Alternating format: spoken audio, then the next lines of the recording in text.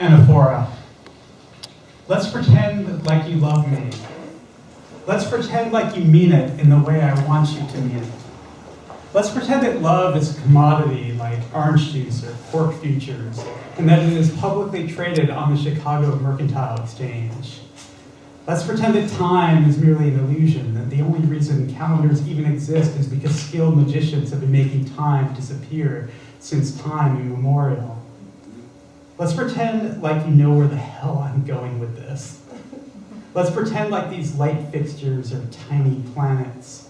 Let's pretend like you love me and you can't sleep because your heart is pounding and your mind is racing.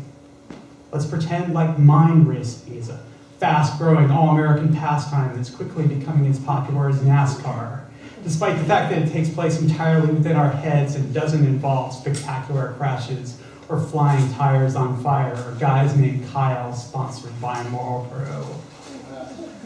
Let's pretend like gummy bears are a real kind of bear and that 846 campers a year in North America alone are mauled to death by the green ones. Let's pretend that I have the heart of a lion.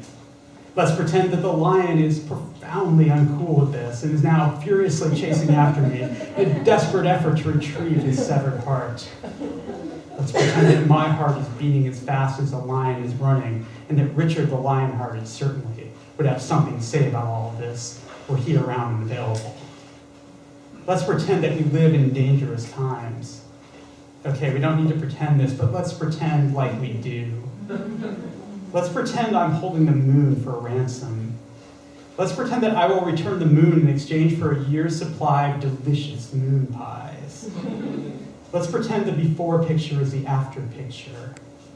Let's pretend there are people I've never seen before at the after party. Let's pretend like we're still the same people we were before the afterbirth.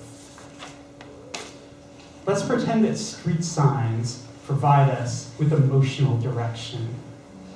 Let's pretend you love me, and I ask you to prove your love for me by boosting my clout score with Twitter testimonials and positive Yelp feedback.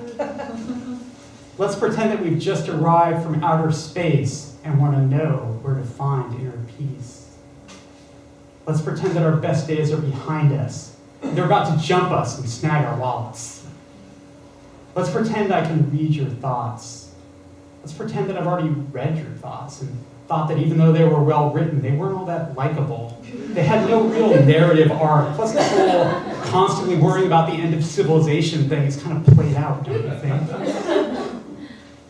Let's pretend that hats have their own sexuality and that at any moment, stacked hats humping each other in hat shots are feeling the highest heights of hat-gasmic pleasure. Let's pretend like mentioning self-loathing as a hobby on an online dating profile isn't a flag so red it draws actual blood through the keyboard.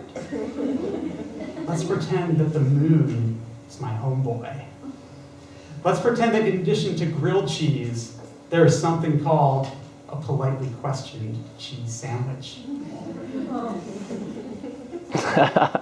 Let's pretend that I've recently set the world record for peanut butter consumption in a single sitting and that this achievement, combined with my subsequent appearance on the Charlie Rose program, is enough to make you want me. Let's pretend that there's an app for growing a well-groomed mustache. Let's pretend there's a superhero named Superficial Man. Let's pretend that my love for you is not just a feeling in my brain, but also a spokes character for a popular children's cereal called Love Bites. Let's pretend we've all learned an important lesson here tonight about the dangers of anaphora, the literary technique of deliberately repeating a word or phrase at the beginning of every verse, paragraph, or sentence. Let's pretend that you love me. Or at least that you're interested in moving to the moon with me, if only to save on rent, or because you're intrigued by the possibilities of zero-gravity yoga, or because you just need a change of scene.